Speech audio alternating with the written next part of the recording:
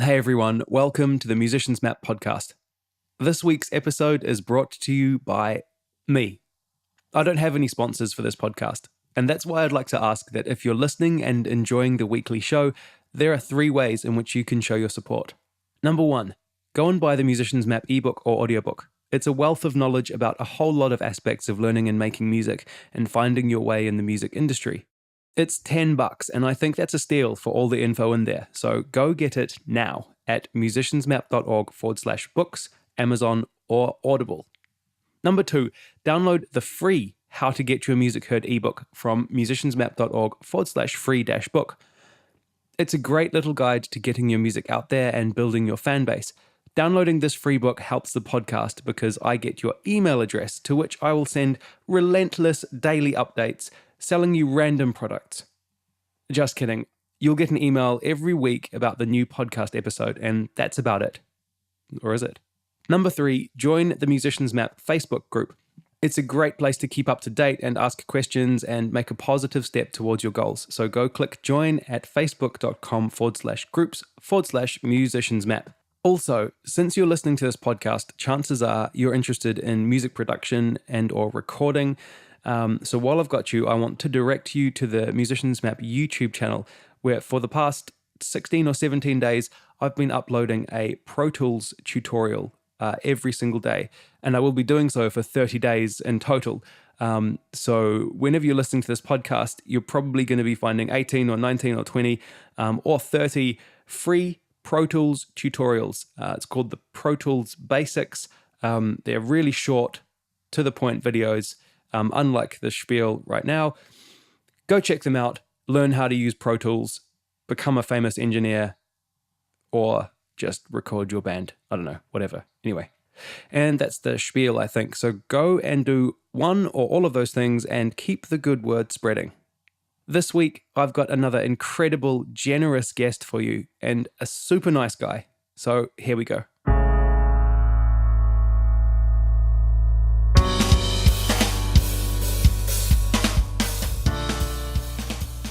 This week, we're talking about producers and recording, the role of a producer, pre-production, getting ready for the studio, and how to find a killer guitar tone. We're going to touch on some secrets for recording bass, alternative ideas for recording drums, and you'll get a tip about some awesome drum software. Also, we talk about creating a conducive atmosphere in the studio, advice on how to stay relaxed while recording, and how to translate your live energy into your recording. I'm joined by Zorran Mendonsa. Zorran is a highly regarded music producer and sound engineer from Auckland, New Zealand. He's worked with artists such as New Way Home, Devilskin, Cobra Khan, Black River Drive, Subtract, In Dread Response, Blacklist, Soul State, Saving Grace, Sticky Filth, Bo Runga, and so many more. As a guitarist, he's shared the stage with bands like Killswitch Engage, Machine Head, Devin Townsend, Slipknot, and Meshuggah, and he's toured with Imogen Heap as her live engineer. He knows his stuff, is what I'm saying, and we caught up over Skype earlier this week. I moved to New Zealand when I was 18 and immediately wanted to join a band. Through a couple of websites and stuff, I met a gentleman called Steve Bogue, who at the moment plays in a band called City of Souls, a really cool band. And he was kind of instrumental in me sort of having any sort of career in, although I did want to sort of pursue it, I was intending to, go to SAE and kind of go through that route. And then Steve, and I was obviously like recording like my own, demos at home, like with just a budget sound card and just one microphone and stuff like that. And Steve was like, man, that sounds cool. Can you record my friend? And, kind of started from there. And then Steve kind of had a band that kicked off at the time as well. And he was like, can you do some demos for me? And then those kind of got a bit of traction. And then it just kind of like spiraled from there. And then people actually started organically contacting me. And it just kind of fell into place as opposed to sort of me going, right, I'm going to start up a business or a studio and, advertise and stuff like that. Like that kind of stuff I'm actually still pretty terrible at, although I should not be. But I am. And yeah, thanks to Steve, it totally got me off the ground. And that phase of it lasted a long time. Like, it was just continuously like bands just hitting me up, and that's kind of how I got started into recording and producing. What sort of gear did you start out with when you were making your demos? It was not great, but and in hindsight, the results, are not top level, but for the time, it was good. And some of the stuff that I did maybe 10 years ago still sounds not terrible. So, at the time, the gear was a M Audio sound card, a PCI sound card. So this wasn't even USB or anything, not that it makes a difference, but yeah, PCI sound card. And I had a Focusrite preamp, the lower end one. And I had a couple of mics. I had a condenser mic and a dynamic. I think it was a 57 and a Shure condenser. And yeah, that was about it, really. It was, for the most part, you're doing kind of one thing at a time anyway. And then for drums, I would either, depending on the budget, rent out a studio or program them. So, and in terms of monitors and stuff, I think my first set of monitors, if I'm not mistaken, a set of Dyne Audios, BM5As, and yeah. That's pretty good. That's pretty good first monitor. Yeah, absolutely. And thanks to my big bro, again, like I had his set of, he had an old set of Mackie monitors that he wasn't using, so I was kind of using that for a wee while, and then, then just when time came to buy, I just went straight for, something not completely budget. I find that kind of interesting because a lot of people who are into recording went to school and studied it, because that's what I did. And while I wouldn't change what I did, I sometimes talk to people about maybe instead of going and spending 30 grand doing that, spending 30 grand on gear or spending 30 grand at a studio, getting an internship or something like that. But it's quite cool to hear of you just sort of figuring out that, making recordings yourself, which a lot of people listening will be doing, just starting out, making demos, making home recordings. Was there a kind of a point where you were like, hey, you know what? I'm actually kind of good at this, or I actually really like this and I want to become good at it? Well, the point that I thought that I might be good at it was when, like I said, Steve was like, will you record me and will you record my friends? And that was like, real. I was like, really? Like, you're going to give me some money and stuff? Like, what? Come on. Like, you don't have to do that. And it was like, no, like, it's, and so I was like, okay, like maybe I've got something worth paying for over here. And then the more bands that, kind of started to approach me, I started to take it more. I guess that was the sort of point where I thought that, it could be a sort of, I could make a living off it, or, at least make some money off it, or have part of a living off it kind of thing. So it was very, I guess, to be fair, when I did start playing in bands and stuff, I always kind of felt like I did want to learn how to record music anyway, just because I loved music and I just wanted to know that side of things. At the back of my mind, I thought that if music didn't work out, that I would pursue engineering. But it wasn't ever a conscious effort. But at the same time, I was still buying a sound card to try and record demos and stuff like that. So it wasn't like I was like completely doing nothing and it just all started all of a sudden. I was kind of just doing it on the side kind of thing, just more of a knowledge, passion kind of thing. And then, and then it kind of just took off from there. And you've been in the game for quite a while now. Like I remember like a decade ago, hearing your name pop up for some of the old bands when I was playing in bands around New Zealand. Yeah, man. I mean, it's pretty. I definitely feel like I started off a generation ago, which is crazy. And obviously, like the recording scene has changed. There's a lot of stuff that's changed, but I was one of the first like non-studio kind of dudes. I was just doing it out of the bedroom at the time, and so I was part of that frowned upon generation of just home dudes kind of putting other studios out of business. I don't think I put anyone out of business, but there's maybe 10 of me put a studio out of business. I don't know. When did you sort of start to step aside as a musician, or start producing for other musicians? It was definitely at the same time as playing in bands. So there was definitely an overlap for a wee while. I started off in sort of lesser known bands, and then I joined a band called New Way Home, who at the time were one of my very favorite bands in New Zealand. And, you know, it was a complete like thrill to join them. And there was definitely a while where I was playing in that band and producing, recording and stuff at the same time. So it wasn't like a definite shift.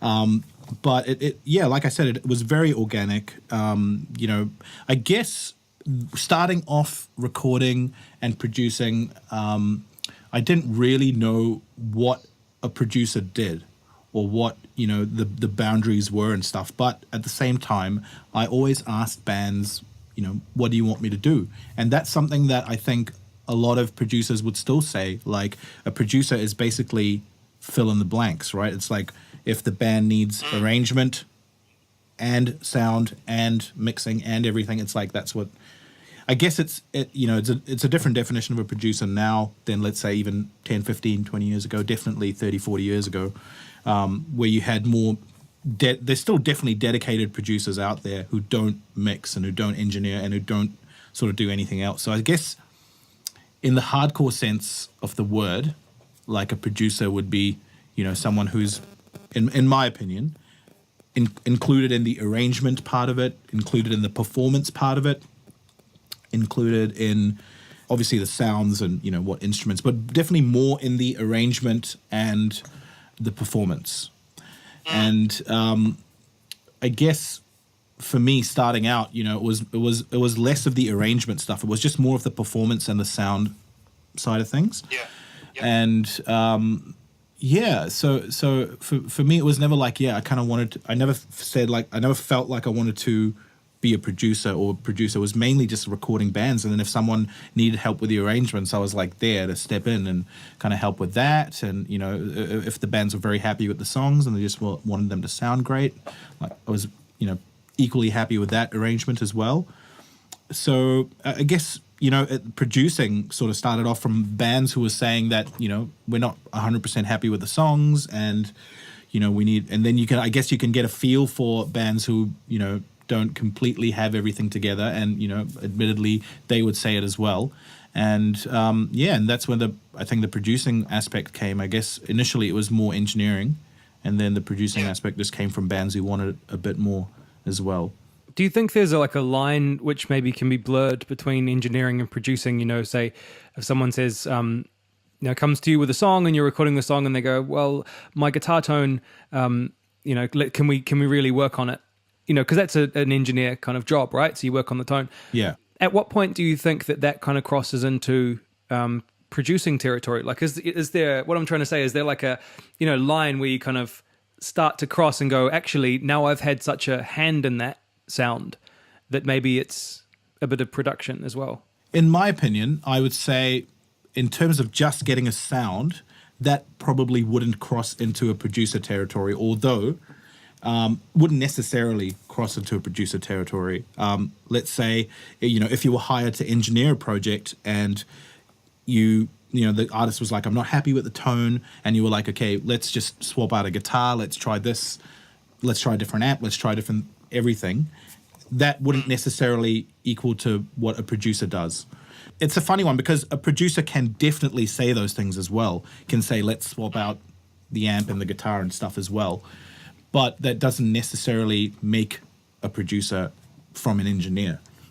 I would say the point at where that becomes a producing role, it's like if you're like, let's change the guitar part, you know, let's try it playing it this way, and let's try it with this chord inversion, and let's try stacking up this kind of layer. So it's more like composition, arrangement, all those kinds of things is more producing, in my opinion.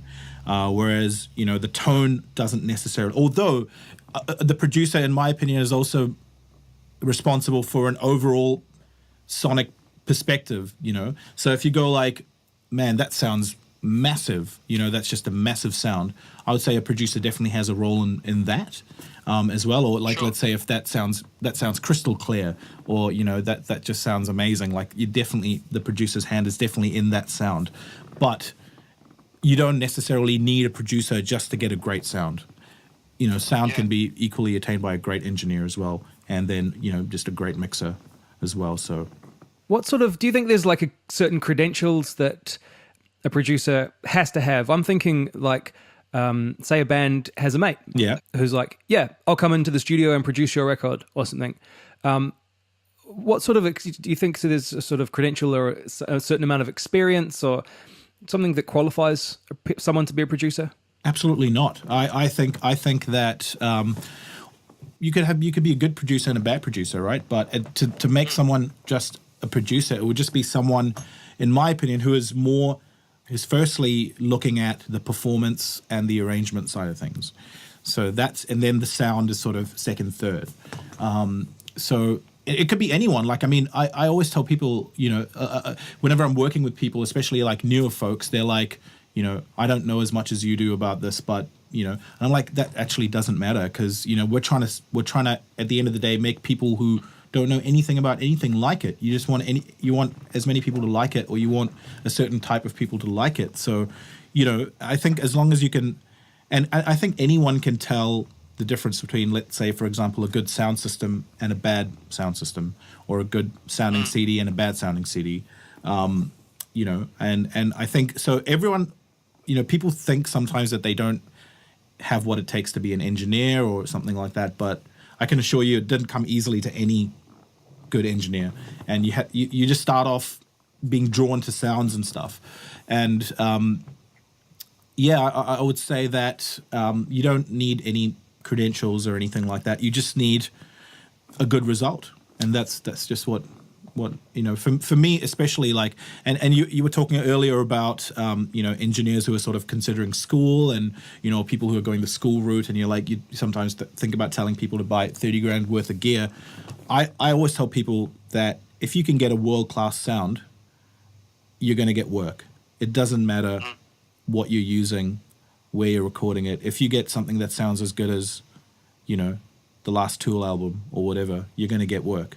If you make something sound as massive as, Bring Me the Horizon, like, you're gonna get work. Like, there's no chance. And if you're making those kind of records out of your iPhone, I think you'd find bands that will be like, screw it, I don't care, I want that sound. So, and of course there are some people who do want, the experience and stuff as well. That's fine. They want to use a tape machine, but it's more sound driven, in my opinion. They just want that particular sound. So, So I would say, in terms, even of a producer, if you're going to get that end result, that's amazing. That's what a good producer is. What are some of the first steps that you take as a producer when you're working with a new artist? As a producer and an engineer, because you kind of just do both, right? I do both, and I would say I predominantly do engineering more than producing. Yep. But at the same time, there are definitely a lot of instances where it's producing as well. For me, the first step that I take with anyone is trying to get inside their head. So I'd sort of ask them what their favorite composition-wise, what their favorite CDs are, what their favorite artists are, what are their favorite sounding records, what stuff that they don't like, just those kinds of things. Just trying to, and for me personally, like, even if I meet someone at a bar or a party or something, I'll ask them what kind of music they're into. For me, that's a very good way to get to know someone. So yeah, that's the first thing that I do. And then the second thing is obviously, like, check out some of their songs, and then it's just really a gut thing. It's like, I think over time I've just learned, like, I think you can easily get sucked into a trap of indecision, and that comes with being a creative of any sort. You can get sucked into a trap of self-doubt, am I doing the right thing? Am I qualified enough? Etc. But it's more often than not about those first reactions you have. It's like, are you drawn into that song? Are you not drawn into that song? And if you can sort of put a finger on why you are drawn in or why you're not drawn in, that's half the battle won. How often do you kind of get into pre-production with acts? Is that's all part of it, I suppose. Even the conversation is part of it. Totally. I mean, for me, unfortunately, I don't get an opportunity to really do proper pre-production, as it were, where you sort of actually record something, you know, to a pretty good standard and work out the kinks and stuff, and then go away and, you know, let that be for a while and then start afresh. That's very rare. For me, it's usually pre-production rolled into the recording process where I'm like, okay, that section's not working. Let's drop that section, or let's change, you know, that fill there, or let's change that beat there, or let's, you know, try and arrange the song in a different way. It's all very, very on the fly. So for me, I think it's more due to budget constraints. Like no one's really booking me for like 3 months flat, you know, and going we want to make an album. So that rarely ever happens. Although that probably does happen to a, you know, on a bigger scale. If you're talking about, you know, like major releases and stuff, that's probably what a hardcore producer would do, where they would, you know, like you've rightly said, have the pre-production, go away, listen to those pre-produced demos, and start afresh on the recording process, where you're not changing the songs while you're sort of recording them. That would be the ideal. Yeah, I think there's so much value in outside perspective when you're an artist. I think these days a lot of artists can do the pre-production process themselves. Recording equipment is so accessible, and you can get a really basic setup for cheap. Yeah. I mean, I've done pre-production for my own records before, and it just changes everything. And I think it's not that difficult for artists who are listening to record the songs, even basically, and then leave it for a couple of weeks and listen to it again. Maybe show someone else and get them to say, hey, you know what, that guitar sounds weird. And then when you come to record, you've already got a whole lot of notes about what you like, what you don't. I think it's a really important process. Man, that sounds very ideal. I would love for that to happen with artists that I work with, but I think it's maybe like 1 in 5 from what I encounter that the band that I'm working with has done something to that extent, where they've demoed it, where they've learned a sort of recording software to some level, and then they just want to, you know, take it to the next level. But 4 and 5, I would say there are some people that, you know, they just reckon that they're not good with computers. You know, you find like they're just like closed. It's like, that's not for me.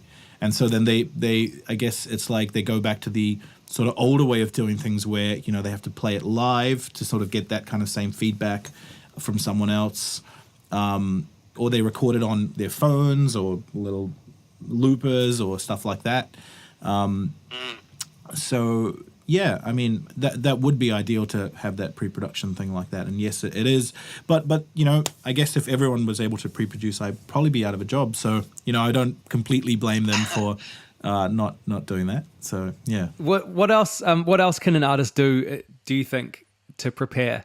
What would you usually say to people, you know, if they're saying, hey, can we come in and record with you? You know, what's some things that you could kind of go, okay, we'll make sure that these things are happening?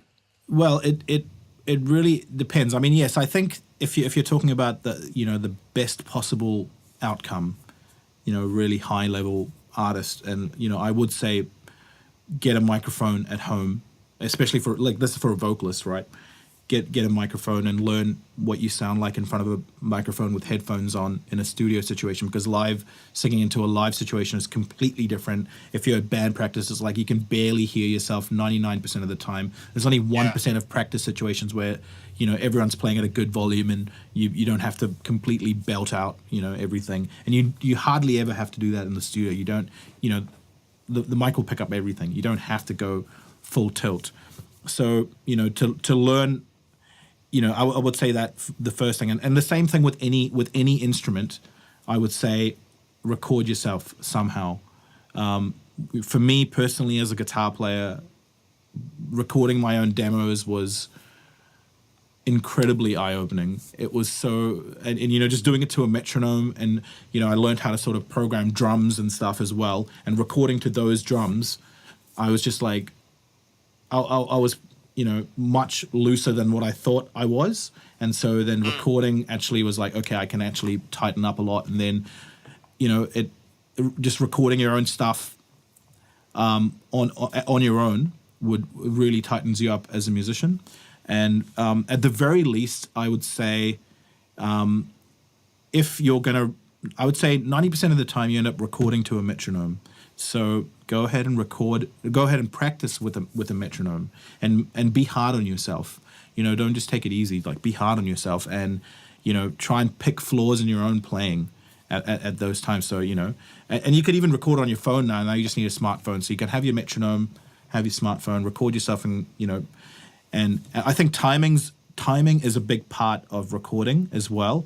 And let's say for guitar players, like the right hand, the picking hand is more important than the left hand. The left hand is just, unless let's say you're improvising and stuff, where you just kind of need that kind of thing. But let's say if you're just recording it, the touch of the instrument is completely paramount. And just learning how to hit an instrument can completely affect the outcome of a recording and take it from a 8 on 10 to a 10 on 10. So I would just say to aspiring musicians and people who do want to end up recording, like, just get some kind of recording set up for yourself, like, be it your phone, take videos of yourself, analyze your performance, or just get a very basic GarageBand kind of thing and get a cheap, like, $100 sound card off Trade Me and hook it up to your computer. Take a basic lesson and like on YouTube or something like that. You just need to put a weekend into just learning how to basically record 1 or 2 tracks. I'm not asking people to learn how to, be amazing engineers or anything, because that's sort of it's as much of a pursuit as your instrument or your craft. So, just being able to record yourself and analyze yourself is tremendously helpful. It really is. I couldn't agree with that more. And the metronome thing, I wish that I had learned to practice with a metronome years and years before I did. Because by the time I was learning to play with a metronome, I was already making records, and playing in bands. And I had been for many years. And then I listen to those recordings now and I'm going, oh, I just wish, I wish I had done that exact thing. And maybe it wasn't quite as easy quite a few years ago just to get GarageBand and pick up a little interface and start recording. But these days, as you say, you can do it with your phone. Practice with metronomes, and listening to yourself critically. It's really hard to do. If you can learn to listen to yourself critically, it's a skill that will just serve you over and over again. You become so much better. Absolutely, and then that's basically what a producer or an engineer would do in the studio as well. And then if you're sort of paying money by the day or something, you can save a ton of money as well, and go buy yourself a new guitar or something. I don't know, but you can basically save time and money, which is quite valuable in terms of making an album, because it can be quite demotivating to be sitting there for hours trying to record the same riff or something like that, or whereas if you're doing it at home already and you've done half of the stuff, like getting in 5 minutes, you just get enthused and energized while recording as well, and it can just have an effect on everything. So guitar tone. I've listened to your recordings, and I've been listening to your recordings for years and years, because I like quite a lot of the bands that you have worked with, and you have some killer tones. How do you go about starting to find a tone, the search for tone? Well, first of all, thank you. Second of all, in terms of starting to find a tone, I think the first step is sort of getting on the same wavelength as that guitar player, or just it comes down to that first process where you're like, what do you love? What's your favorite sounding stuff? What's your favorite guitar tone? That gives me a good frame of reference, like that. Then I can form a sound in my head, and then it's basically chasing that for the next 8 years. No, I'm just kidding. For the next wee while. So So sometimes it can take a while. Sometimes it can be very quick, but generally, and I think sometimes it can depend on what gear the person has as well. You can tell when some person has taken a hell of a lot of effort into every single part of their chain, and then, or some people, have got really good gear, but they haven't necessarily tweaked it to perfection, or spent enough time with it. And I guess, to be fair, it's like that can be a bit of a distraction when it comes to composition and stuff as well. You don't really want to be twiddling knobs, for a wee while. You just want to be making music. So I understand. But yeah, the first step in guitar tone is obviously getting on the same page. I guess being a guitar player myself and just growing up with heavy guitar tones is a massive thing. I think with metal, in terms of recording or producing, it's like you either kind of have it or you don't, like, in my opinion. I think learning how to make metal recordings, if you didn't grow up with metal or if you're not intrinsically in love with it, is very hard. And you'd need to be a very, very good engineer to do that. It's not impossible, but I would say, in my experience, if you can just tell if it's a rock engineer making a metal record or if it's a metal guy making a metal record, or I suppose conversely, I've had people say that some of my stuff sounds a bit more of a metal thing on a rock side, but in time I've learned how to sort of bridge those gaps, but it can go the other way as well. But yeah, I'd say having that intrinsic knowledge or having that intrinsic love for guitar playing and heavy guitar tone is a massive thing. It just helps me get there quicker. And then and of course, like, I've worked on my own tone and playing and stuff over time as well, so you can instantly see where someone else needs to improve that particular part of their chain, whether it be the picking or whether it be the amp setting or whether it be the strings or anything like that. So having gone through that entire process of just meticulously exploring every single part of a guitar chain, you can just tell when one of those parts is lacking. So for me, I think I have maybe a bit of a knack for tweaking a guitar sound or tweaking a guitar amp, or I definitely have a passion for gear and sounds and amps, tones, guitars. It's something that I look at every day. Like, I'll just be looking at what's new out there, what are people making, what kind of designs they're doing, that kind of thing. So I'm interested in even on a non-work kind of level. So yeah, I would say all those things helps. And I mean, I've never really thought about it in a very process driven way before, but to give you an idea, it would just be like, I guess I would it would mainly be like asking them what they're after, and then, in my opinion, and then you can kind of tell from listening to an album, like, what kind of amp or what kind of thing they're going for, like, or what kind of thing they've used, rather. So let's say if you listen to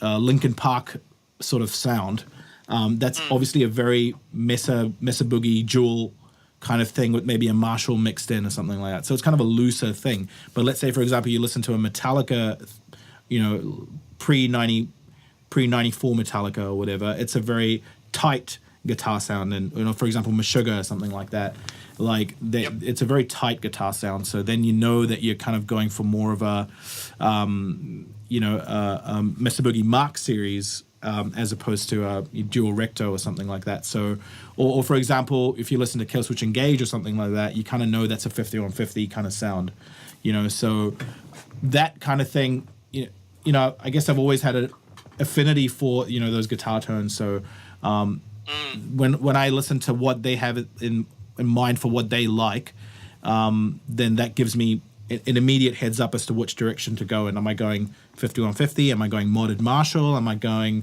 Vox or whatever? So it's a combination of asking them first what they're into, mixed in with what they have available and what I have available as well. And so it's a lot of it's familiarity.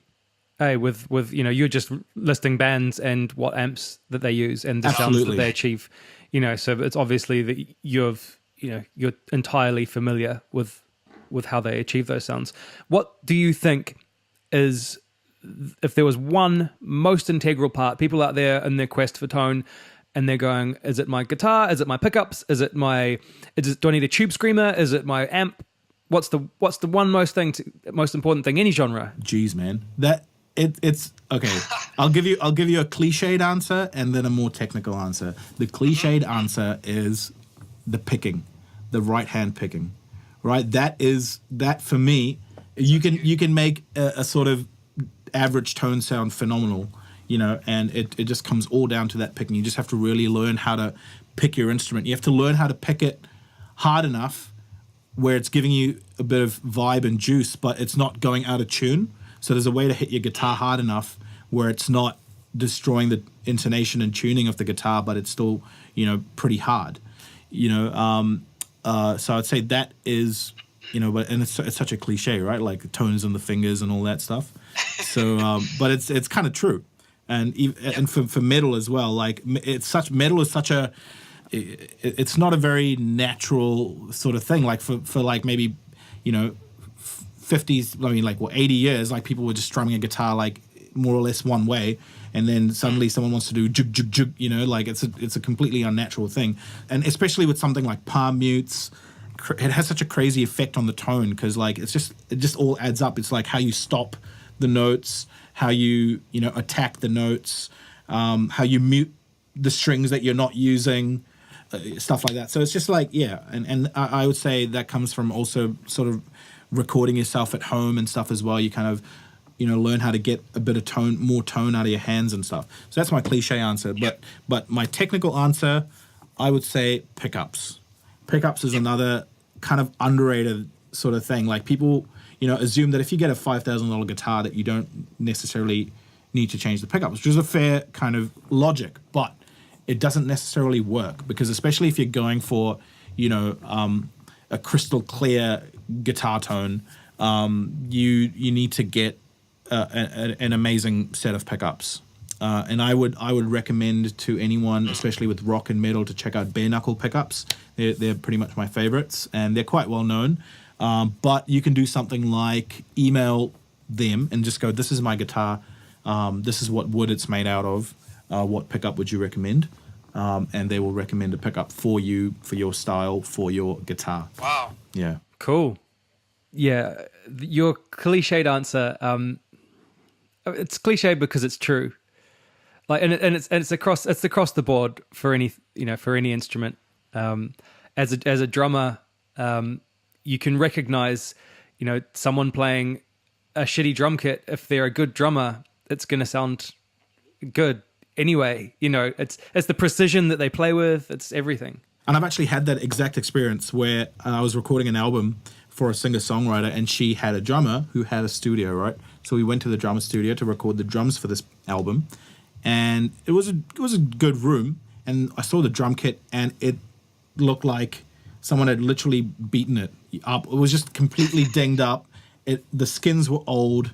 It just looked like, it looked old and beaten up and stuff. So we're just like, what are we doing with this kit like here? And then the dude got on and played it and recorded it, and it sounded amazing. And even though even when you actually hit the skins and stuff, you're like, oh, that's definitely an old skin. You kind of need new skins. But he was like, let's just record it and see what you think. And I thought it sounded incredible. And I was like, so he's obviously a very, very good drummer, and knew his gear and knew what he was doing with his setup. And it was incredible to hear it, because I was like, it's almost the equivalent of someone bringing a Samick guitar into the studio, and then you just get the most awesome guitar tone out of that $200 guitar. It's like, how did that happen? Yeah. That shouldn't happen, but it did. Do you think, should people be reaching for a different sound for live and for studio? 100%, absolutely. Let's say, for drummers, I think it's less of an issue, but let's say for drummers, I would say, if you can, get cymbals that are a bit softer for live, because, it's just cymbal city when you go to especially at smaller venues and stuff. But for guitar players, I would say for live, you need more mid-range and less treble. But for the studio, you need less mid-range and more treble. And yeah, I mean that's the basic gist of it, what I feel. But in terms of like gain and stuff, the gain setting and stuff is a different kettle of fish. But yeah, by and large, I would say more mids, less treble for live, and less mids, more treble for studio. Interesting.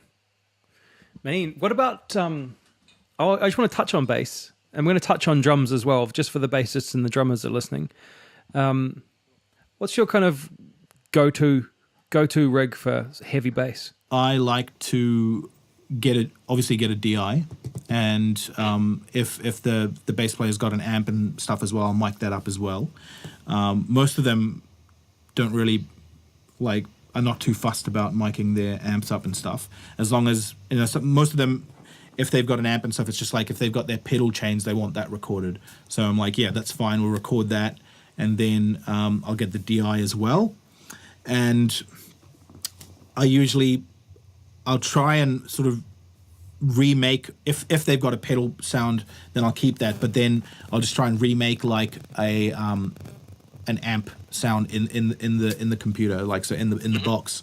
So, and what I like to do with heavy bass or like heavy music bass is have a clean sound, have a clean amp sound running, and then I'll take a DI, copy it onto a new track, and then have a guitar amp running on that track, and then I'll blend the guitar amp into the clean thing. So you've got all your warmth and fullness and proper bass tone from the clean signal, and then you blend in your dirt and grind and modern rock edge from the guitar amp signal. And I just find that like guitar amps have a smoother sort of distortion than like a bass amp distortion or a bass pedal or a Sans amp kind of thing. So and it can depend. Like, I mean, sometimes you don't need a full on distorted amp sound for the bass, but so you can even go to something like a Marshall, JCM 800, just a bit of breakup, blend that in, and it can sound amazing. And I think even for something like a pop bass, you can blend in an amp, you can blend in like a Fender amp or something, or a Vox with just not even any kind of distortion on it. It's just a really mid-rangey sound, and it just helps it cut through the mix. Yeah. What about drums? I mean, how often are you using triggers? How often are you using entirely MIDI drums? What's the sort of standard there? Good question. I mean, that's one of those things that is completely budget dependent, and it's predominantly because my studio, I'm not really equipped to record live drums in here. That's one thing I can't record. But I do have an electronic kit in my studio, and it's sort of a it's a proper drum kit. But what I've done is I've replaced the skins with silent skins, and I've put triggers on them. So it's sort of like, it feels like a normal drum kit, but it's completely silent and it's sending everything through the triggers. And sometimes what I even do is I'll use the shells with that setup and then use live cymbals. So, because I feel like live cymbals are the thing that you can't really replicate when it comes to programming. I mean, you can get kind of close, but you can't. It takes forever. So so I've done that with good success as well. More often than not, I'm just recording a proper live kit somewhere else, and then I'll come back and blend a sample or two in, or something like that. But then more increasingly, like, people are happy to try this setup at my studio as well. And so it's just your shells, and they get live hats, live cymbals. And so then because shells are pretty static, right? It's just like doof, doof, and just a bit of maybe ghost notes at best. And so these kits capture all of the ghost notes and stuff. So that works really well. So I would say 50% of the time it's live drums recorded in a studio. Let's come back here and mix it properly. I'd say 30% of the time it's this hybrid drum setup, and 20% of the time it's program drums. Cool. Just out of interest, what's your electronic kit that you converted? It is a Mapex kit, and I just got like a really basic one because the tone of the drum is not important, because it's going to be picked up by the trigger, and it generated by the module or generated by my computer and the interface and stuff. So I didn't spend a lot on the kit itself, but it's a Mapex kit, and and then I've got like these they're called Remo Silent Stroke skins. I've seen them. They're awesome. So they're you can just smash the hell out of them, and there's like literally no sound. And and then the triggers are just Roland triggers, and they feed into a Roland module, and then the module spits out MIDI. And then with MIDI, you can just do whatever. The world's your oyster, really, because the amount of amazing drum software that there is now is, it's limitless. So, and I've got most of them. What are you using? So, it depends on the project, but usually my new favorite is one called Get Good Drums, and that is made by the dudes in Periphery. Their drums to me, those samples to me, are just immaculately tuned, perfectly tuned, and the room is outstanding. So it's like you can't really. What else do you need? You've got an amazing tuned kit, and the room ambience is phenomenal. Let's kind of talk a little bit about atmosphere in the studio, and how you sort of can make people relaxed. I think is the main issue, isn't it? Make people comfortable. Going into a studio, quite often it can be quite a nervous environment, not only because you want to do your best, but also because the clock is ticking and you're paying for that clock. How do you get around that, and what's some tips that people can work on? Oh man, it's funny. I'm not like a tremendously gifted communicator. Like that's something that I've kind of had to work on. I guess intrinsically I'm a bit of a introvert, a bit of a loner. So, it's not always been very easy for me to kind of reach out to people or reach into other people. But I guess the fact that it's mostly musicians is very helpful, and you can definitely find common ground. I think that the thing that you can, it's pretty simple to make people relax. It's like, spend some time before the first day of recording, meeting up with your producer or meeting up with your artist, so it's not the first time you meet them or the first time you shop with them shouldn't be on the first day of recording. Just meet up with them beforehand, just go out for a beer or, or a kebab, whatever. Just talk, and then you can, but still talk business. It shouldn't just be a general catch up, but you can then ask what kind of sounds you're after, what are the songs about, what's your gear like, get all the sort of nitty-gritties out the way, and just like anything you don't know about the other person that you're working with can be exchanged in that kind of session. So at least when you come to the studio to actually physically record, I don't think you can completely get rid of your nerves completely. I think there's always going to be some amount of it, but I think it's definitely beneficial to have a more specific talk outside the recording process before, and that's helpful. And then I think it's just like on the day, like I just keep it really relaxed, and I try to warn people as well. Like I'll tell them that the starting is always the hardest part. The first song is always going to be the hardest because you're kind of setting the benchmark for the rest of it. So they're kind of prepared for that first one to be a bit of a struggle. And once once that first one's done, then the rest of them, it's always a bit easier. So if you warn people and tell them that the first song is the hardest because you're trying to set a really high standard for the rest of the process, then that really helps.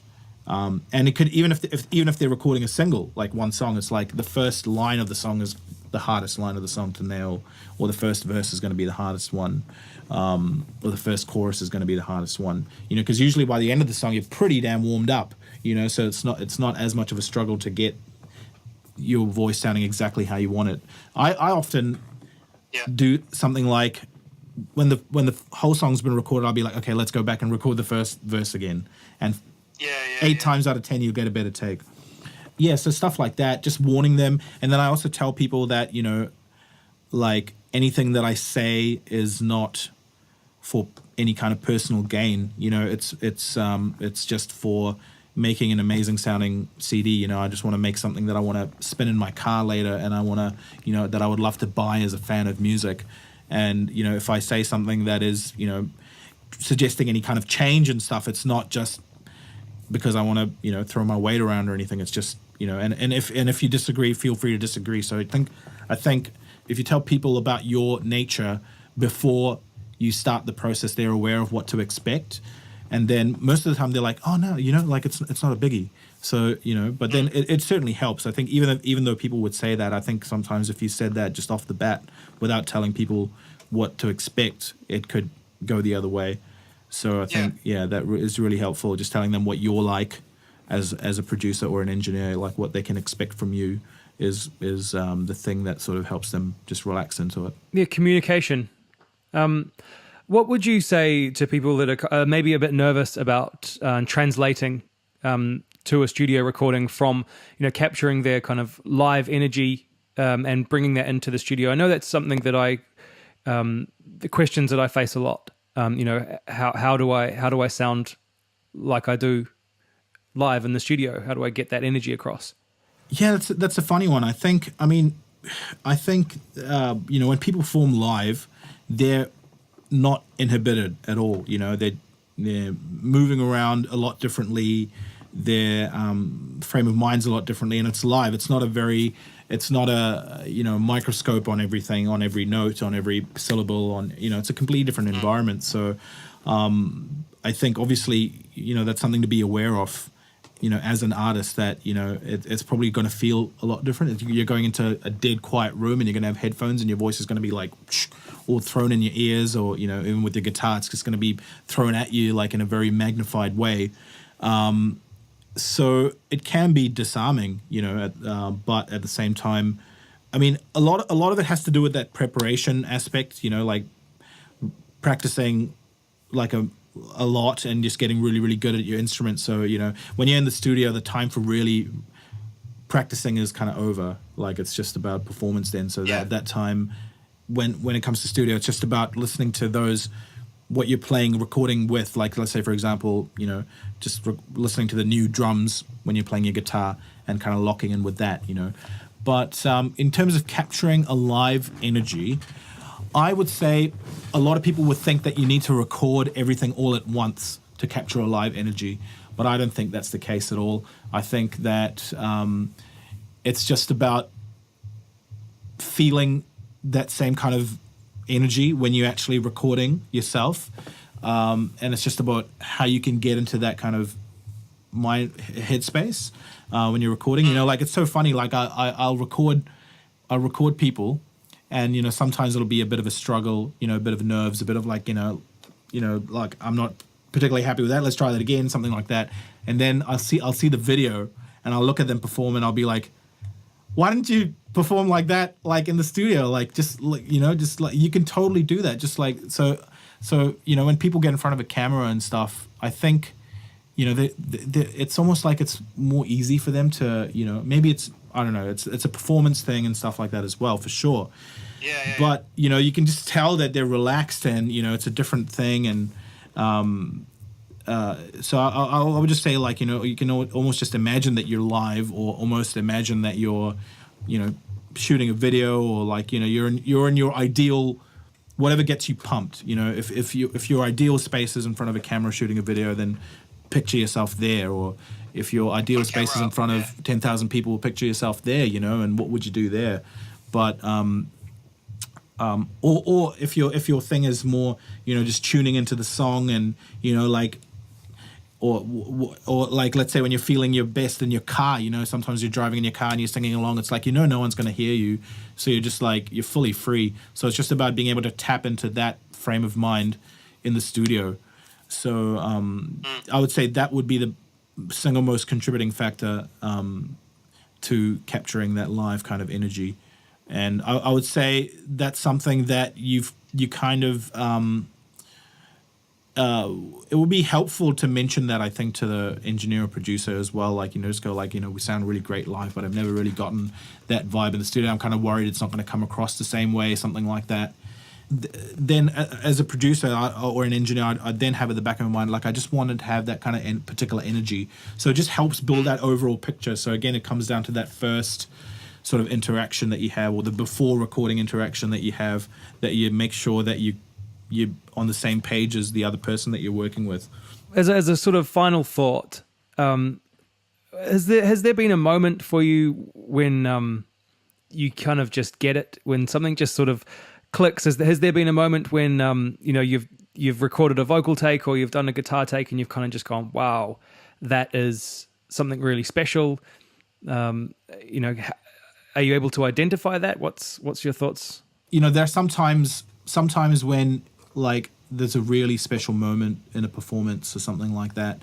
I kind of lose track of where I am, or what I'm sitting, and it's just you just kind of like go somewhere else, kind of thing. It takes you somewhere, and like that more often than not happens for me. Like when recording vocals, you're just listening to a take and you just kind of forget, that you're sitting in a smaller room, and you just feel like you're in the middle of nowhere, and it's just like you're just so connected with that sound. It's happened a few times. I'd say it happens, when recording like just amazing vocalists. In terms of amazing studio moments, it's like I think that for me happens when I'm suggesting a pretty radical change, and then it works, and and then the band loves it, and then they're like, how the hell did you think of that, or something like that. That for me, it's like that's an awesome moment.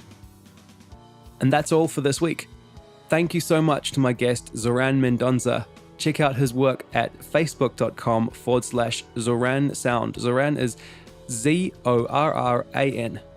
Zorran's choice for the artist of the week is Gunship. Gunship is a synthwave group who describe themselves as a neo-80s retro futuristic assault. Check them out at gunshipmusic.com and facebook.com/gunshipmusic. This podcast and my site musiciansmap.org is dedicated to sharing knowledge and advice about music and the music industry. It's all about community, honesty, and positive progress. My experience and the experience and advice of my guests is yours to learn from. Make sure to check out the Musicians Map ebook and audiobook about building success in music. You'll find it at musiciansmap.org/books, Amazon, and Audible. I've also got the free ebook, How to Get Your Music Heard. Go to musiciansmap.org/free-book to get your copy. If you have a suggestion for the podcast or for the YouTube channel, or you just want to get in touch and say hello, please do so via the Musicians Map Facebook group or by email at kane@musiciansmap.org. I love hearing from you guys, and I'll always respond. Thank you so much for listening, and stay positive.